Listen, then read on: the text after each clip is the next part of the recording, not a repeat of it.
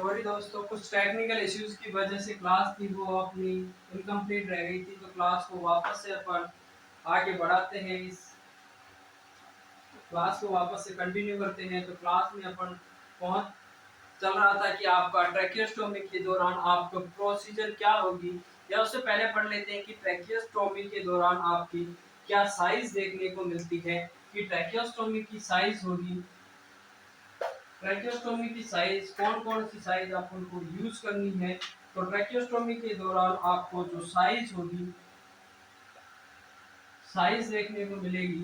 तो ट्रैकियोस्टोमी की साइज में सबसे पहले आता है आपका न्यूबॉर्न। और न्यूबॉर्न में जो आप साइज यूज करते हैं ट्रैकियोस्टोमी की, वो 2.5 से लेकर के 4.0 mm की साइज यूज करेंगे। अगर कोई बच्चा न्यूबॉर्न है जिसका कि अभी जन्म हुआ है, उसमें अगर आपको ट्रैकियोस्टोमी की जो साइज यूज करनी होती है वो आपका 2.5 टू लेकर के 4.0 mm की यूज करनी है। और उसके बाद 1 to 3 ईयर्स, 1 से लेकर के 3 साल तक के बच्चों के लिए आपको यूज करनी होती है वो 4.0 टू 4.5 mm की साइज आप यूज करेंगे। 1 से लेकर के अगर 3 साल तक का बच्चा है तो उसमें जो साइज यूज करेंगे वो 4 टू 4.5 mm की साइज यूज करनी है। अगर बच्चा 3 से लेकर के या 4 से लेकर के 6 साल तक का बच्चा है तो उसमें आपको साइज यूज करनी होती है वो 5.0 mm की साइज आपको यूज करनी है। उसके बाद में जो आता है वो आता है आपका 4 टू 6, और 4 टू 6 के बाद में 7 टू 9, 7 टू 9 में आपको साइज यूज करनी है वो 5.5 mm की आपको साइज यूज करेंगे। 7 से लेकर के 9 साल तक का अगर कोई बच्चा है या चिल्ड्रन है 7 से लेकर के 9 साल तक का, तो उसमें आप साइज यूज करेंगे वो 5.5 की होगी। जबकि अगर बच्चा 10 से लेकर के 12 साल तक का अगर कोई चिल्ड्रन है, 10 से 12 साल तक का बच्चा है, तो उसमें 6.0 mm की ट्रैकियोस्टोमी की साइज है वो 6.0 mm की ट्रैकियोस्टोमी साइज यूज करते हैं। अगर बच्चा है आपका वो 13 से लेकर के 18 साल तक का है, 13 से 18 साल तक के बच्चे में अपन 7.0 mm की साइज यूज करते हैं 13 से 18 साल तक के बच्चों में। और अडल्ट में आप यूज करते हैं वो साढ़े, अडल्ट में आप जो साइज यूज करेंगे वो 8 से लेकर के 9 mm तक की, और 8 होगी वो फीमेल में होगी 8, और मेल में करते हैं वो 9 mm की, यानी कि 8 से लेकर के 9 की साइज यूज करते हैं। अब देखिए ट्रैकियोस्टोमी की साइज, ट्रैकियोस्टोमी की साइज होती है और न्यूबॉर्न में 2.5 टू लेकर के 4.0 mm का यूज करना है। उसके बाद में 1 से 3 साल तक का है, इसमें 0.5 के हिसाब से आपको बढ़ना है कि आपका 1 से लेकर के 3 साल तक का बच्चा हो तो उसमें 4 से लेकर के 4.5 mm तक की साइज यूज कर सकते हैं। 4 से 6 साल तक का बच्चा है तो 5 mm की साइज यूज करेंगे। 7 से 9 साल तक का बच्चा है तो 5.5 mm की, और 10 से 12 साल का है तो उसमें 6.0 mm की साइज यूज करते हैं। अगर बच्चा 13 से लेकर के 18 साल का है, यानी कि अडल्टहुड वाली कंडीशन से पहले, जो वाली कंडीशन आती है अडल्ट से पहले, उसमें अगर आपका बच्चा है अडोलेसेंट है तो अडोलेसेंट में आपको यूज करनी है 7.0 mm की, यानी 7 mm का। और अडल्ट में आप 8 से 9 mm यूज कर सकते हैं। फीमेल में आप 8 करते हैं, और कॉमनली जो मेल में करते हैं अडल्ट मेल में या तो 9 नंबर का आपका 9 mm की साइज को आपको यूज करना है। इसके बाद में आप प्रोसीजर करेंगे तो प्रोसीजर के दौरान आपको क्या क्या बातें ध्यान देने की होती है। तो प्रोसीजर करते हैं, प्रोसीजर के दौरान सबसे पहले अपन करेंगे तो प्रोसीजर के दौरान आपको सुपाइन पोजीशन के साथ साथ मतलब रोज पोजीशन देना होता है। इसमें पोजीशन की बात करूं, पोजीशन तो पोजीशन में आएगी आपकी रोज पोजीशन, और रोज पोजीशन होती है वो क्या होती है, पर्सन होगा। रोज पोजीशन में पर्सन होता है वो सुपाइन अवस्था में रहता है, यानी कि सुपाइन पोजीशन में रहेगा। और उसके जो शोल्डर है, शोल्डर के नीचे शोल्डर रोल डाल करके उसका हाइपर एक्सटेंशन ऑफ नेक, नेक का हाइपर एक्सटेंशन कर देते हैं। जैसे कि मैं हूँ, मैं मान लो मैं सुपाइन अवस्था में हूँ, तो सुपाइन अवस्था में होने के बाद में सुपाइन पोजीशन के बाद उसका नेक का हाइपर एक्सटेंशन कर देते हैं, जिससे कि आपका एयरवे होगा ओपन हो जाएगा और आपका ट्रेकिया होगा वो ऊपर की साइड ज्यादा जाता है। तो इससे इंसिजन लगाने में और ट्रैकियोस्टोमी की प्रोसीजर करने में आपको आसानी होती है। तो इसलिए रोज पोजीशन, इसमें रोज पोजीशन यूज करते हैं। और रोज पोजीशन का मतलब होता है कि सुपाइन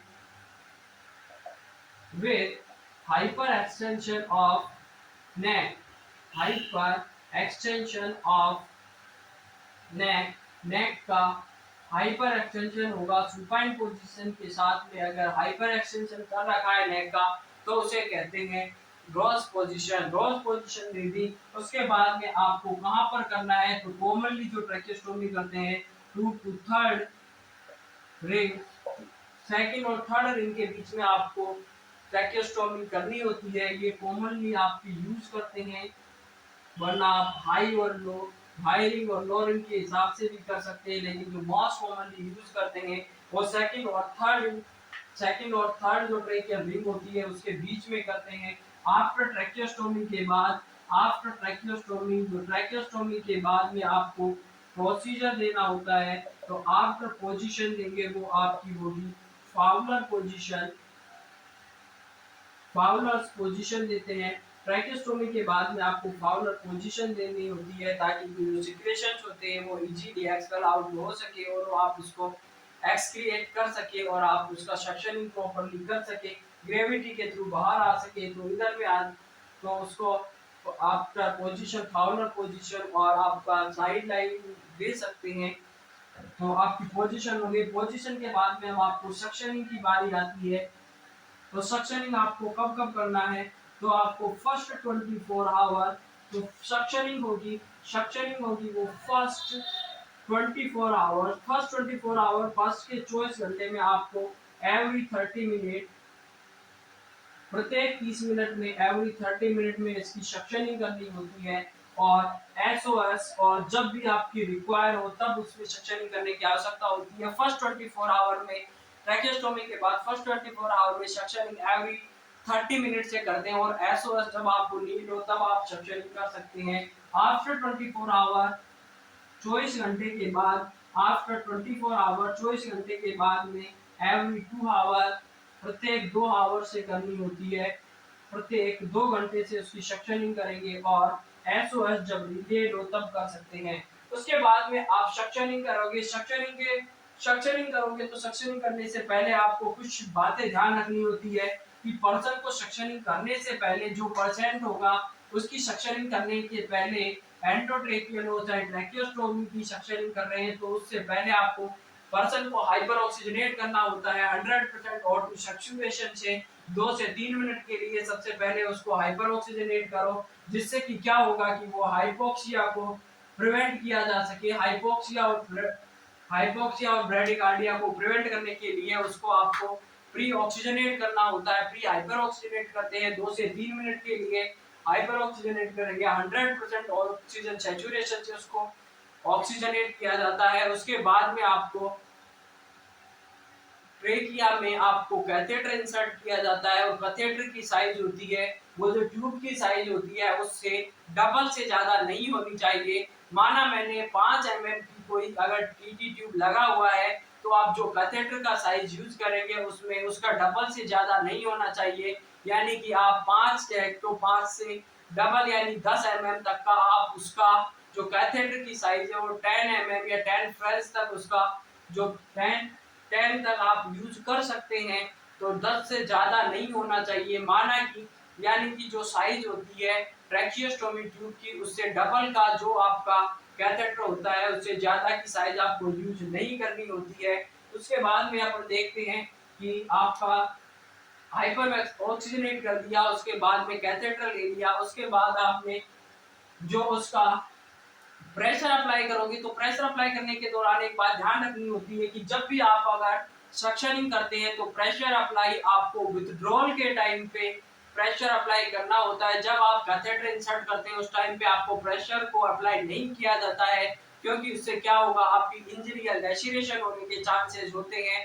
इसलिए जब भी आप अगर सक्शनिंग करते हैं तो उसको रोटेटिंग मूवमेंट में आपको कैथेटर को विथड्रॉल करना है और उसी टाइम पे आपको प्रेशर अप्लाई करना होता है। रोटेटिंग मूवमेंट में इसका कैथेटर को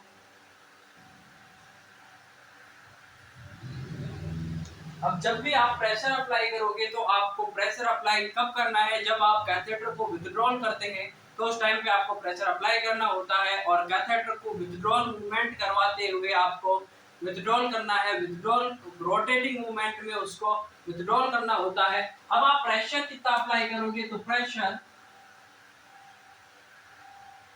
प्रेशर कितना होना चाहिए, तो एक प्रेशर कितना होना चाहिए, तो प्रेशर के लिए अगर आपका प्री टर्म है तो उसमें आपको जो प्रेशर यूज करेंगे 20 से लेकर के 40 mm of Hg, 40 mm of 20 से लेकर 40 mm ऑफ Hg तक का प्रेशर यूज करना है। कोई बच्चा टर्म होता है तो उसमें 40 से लेकर के 60 mm का प्रेशर यूज, 20 से 40, 40 से लेकर के 60 टर्म में। और प्री टर्म में 20 से 40 का हो गया। जो टर्म होगा उसमें प्री टर्म के बाद में जो टर्म होता है, टर्म में आपका 40 से लेकर के 60 करते हैं। और उसके बाद में टर्म या न्यूबॉर्न, टर्म को ही न्यूबॉर्न कहा जाता है क्योंकि प्री टर्म होता है उसमें लेकर के 20 से 40 mm का प्रेशर यूज करेंगे। आपका टर्म होगा, इसमें आपको 20 का पहाड़ा याद रखना है, 20 से 40, 40 से 60। अब जो आपका इन्फेंट होता है, इन्फेंट में जो प्रेशर यूज किया जाता है वो 60 से लेकर के 80 mm ऑफ Hg। चिल्ड्रन में जो यूज करते हैं, चिल्ड्रंस में जो प्रेशर यूज करते हैं वो 80 से लेकर के 100 mm ऑफ Hg का प्रेशर यूज करेंगे।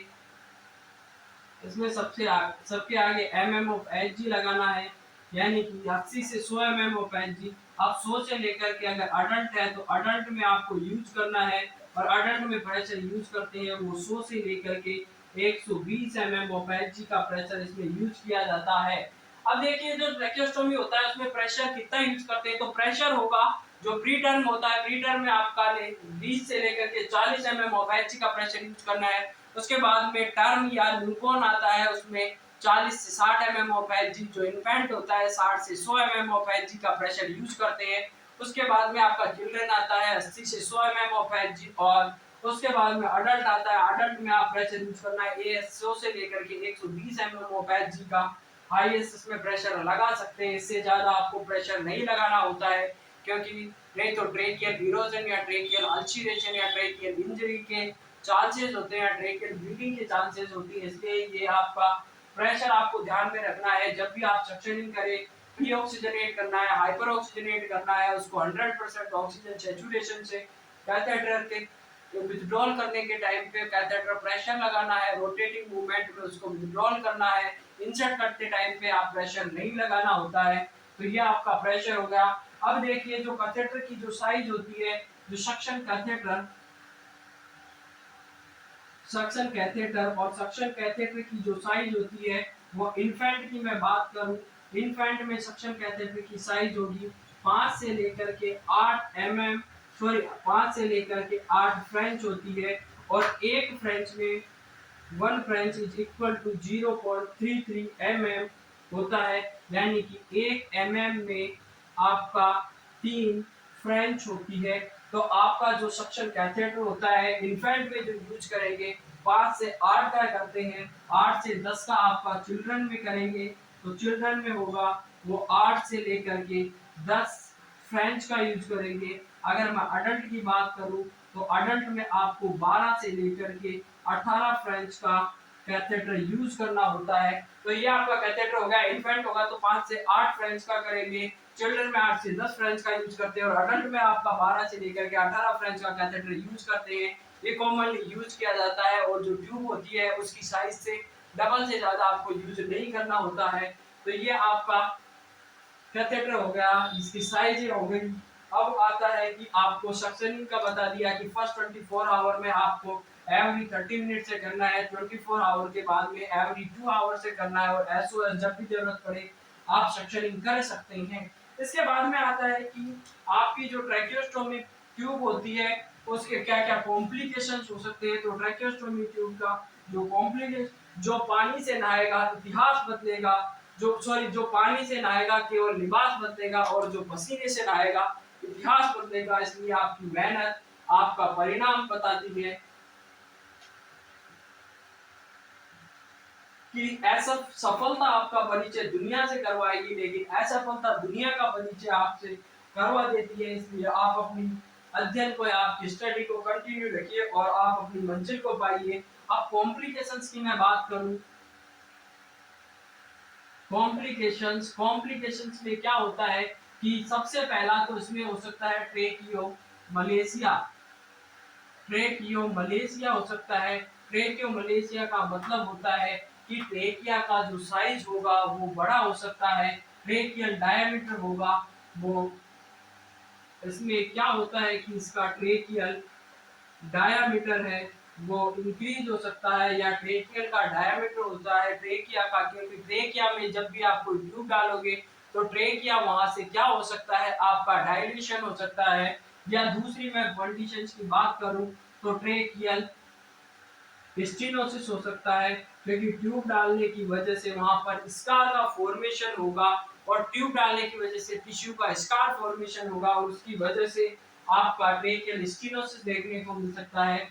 तीसरा एक इंपॉर्टेंट कॉम्प्लिकेशंस आता है कि आपका T tracheo oesophageal fistula, TEF tracheo, इसमें आपका tracheo oesophageal tracheo oesophageal fistula बन सकता है। ट्रैकियो इसोफेजियल फिस्टुला का फॉर्मेशन हो सकता है, ट्रैकियो इसोफेजियल फिस्टुला फॉर्मेशन हो सकती है। तो आप में ट्रैकियो इसोफेजियल फिस्टुला का फॉर्मेशन हो सकता है। ट्रैकियल इनोमिनेट आर्टरी का आपका फिस्टुला बन सकता है। ट्रैकियो इनोमिनेट आर्टरी, ट्रेकियो इनोमिनेट आर्टरी का फिस्टुला, ट्रेकिया और जो आपकी इनोमिनेट आर्टरी में फिस्टुला बन सकता है। आपका ट्रेकिया और इनोमिनेट आर्टरी के बीच में फिस्टुला बन सकता है, या ट्रेकिया और इसोफेगस के बीच में ट्यूब डालने की वजह से दोनों के बीच में कनेक्शन बन जाएगा। और एबनॉर्मल जो कनेक्शन बनता है, दो स्ट्रक्चर के बीच अगर कोई एबनॉर्मल कनेक्शन होता है तो उसे फिस्टुला कहते हैं। अब अगर ट्रेकिया और इसोफेगस के बीच में कोई फिस्टुला बन रहा है या एबनॉर्मल कनेक्शन या ओपनिंग हो रही है तो उसे ट्रैकियोएसोफेजियल फिस्टुला के नाम से जाना जाएगा। जबकि दूसरा होगा ट्रेकियो इनोमिनेट आर्टरी, ट्रेकिया और इनोमिनेट आर्टरी के बीच में अगर कोई फिस्टुला बनता है तो ट्रेकियो इनोमिनेट आर्टरी के नाम से जाना जाएगा। ट्यूब में ऑब्स्ट्रक्शन हो सकता है, ब्लीडिंग होने के चांसेस होते हैं, ट्यूब में ऑब्स्ट्रक्शन हो सकता है, ट्यूब डिसलॉज्ड हो सकती है। और जो सबसे इंपॉर्टेंट कॉम्प्लिकेशन होता है, जो आपकी जो लैरिंजियल नर्व होती है, जो लैरिंजियल नर्व की इंजरी या लैरिंजियल नर्व का डैमेज, लैरिंजियल नर्व की इंजरी हो सकती है, लैरिंजियल नर्व डैमेज हो सकती है। तो ये आपके कॉम्प्लिकेशन हो गए साधारण से कि ट्रैकियोमलेशिया हो सकता है, ट्रेकिया का डायमीटर हो सकता है वो बढ़ सकता है, ट्रेकियल स्टीनोसिस हो सकता है, स्कार फॉर्मेशन होने की वजह से ट्रेकिया का डायमीटर का स्टीनोसिस हो जाता है, छोटी हो सकती है, ट्रेकिया का सकड़ा हो सकता है डायमीटर। ट्रैकियोस्टोफिशियल फिस्टुला, ट्रेकिया और इसोफेगस के बीच में एब्नॉर्मल कनेक्शन डेवलप हो सकता है। ट्रेकिया इल्यूमिनेट आर्टरी के बीच में एक एब्नॉर्मल कनेक्शन डेवलप हो सकता है, लैरिंजियल नर्व डैमेज हो सकती है, या फिर आपके ब्लीडिंग होने के चांसेस हो सकते हैं, ऑब्स्ट्रक्शन के चांसेस हो सकते हैं। तो ये आपका नॉर्मली कॉमन कॉम्प्लिकेशंस हो गई। अब आपका एक क्वेश्चन और पूछा जाता है इसमें से, जो कि लास्ट क्वेश्चन है ट्रैकियोस्टोमी ट्यूब का, फिर इसके बाद में अपन इसका समापन करेंगे, इस टॉपिक का ऐड करेंगे। तो उससे पहले एक और क्वेश्चन डील कर लिया जाए कि डीकैनुलेशन किसे कहते हैं। अब आपका ट्रैकियोस्टोमी ट्यूब थी, आपके ट्रैकियोस्टोमी ट्यूब लगाई, लेकिन जब आपका एयर मेंटेन हो गया तो उसके बाद में आपको जो टेम्पोररी ट्रैकियोस्टोमी थी उसको रिमूव करने की आवश्यकता होती है, और जो रिमूवल कहते हैं उसे डीकैनुलेशन के नाम से जाना जाता है। यानी जो ट्रेकिया होती है, ट्रेकिया का रिमूवल होता है। जो ट्रेकिया लगाया था आपने ट्रैकियोस्टोमी में, जो ट्रेकिया में जो ट्रैकियोस्टोमी किया था, ट्रैकियोस्टोमी का रिमूवल किया जाता है, उसे डीकैनुलेशन कहते हैं। यानी कि रिमूवल ऑफ ट्रैकियोस्टोमी। ट्रैकियोस्टोमी का जो रिमूवल होता है उसे डीकैनुलेशन के नाम से जाना जाता है। और एक्सट्यूबेशन, एक्सट्यूबेशन वो आता है, तो एक्सट्यूबेशन का मतलब होता है कि आपका एंडोट्रेकियल ट्यूब, एंडोट्रेकियल ट्यूब को रिमूवल करना या एंडोट्रेकियल ट्यूब को रिमूव किया जाता है, उसे आप एक्सट्यूबेशन के नाम से जानते हैं। जबकि ट्रेकियल ट्यूब को या ट्रैकियोस्टोमी ट्यूब को आपको रिमूव करने की जो प्रोसेस होती है उसे डीकैनुलेशन के नाम से जाना जाता है। कि रख हौसला वो मंजर भी आएगा, प्यासे के पास चलकर समंदर भी आएगा, यूं थक कर ना बैठ ए मंजिल के रास्ते के मुसाफिर, तुझे मंजिल भी मिलेगी और मिलने का मजा भी आएगा। तो आप अपने लगे रहिए, आप अपने परिश्रम को करते रहिए, दिन रात मेहनत करते रहिए, आप अपने मंजिल तक जरूर मिलेगी आपको मंजिल। और आज के लिए इतना ही। जय हिंद, जय भारत। मिलते हैं नए वीडियो में नए टॉपिक के साथ, तो तब तक के लिए धन्यवाद।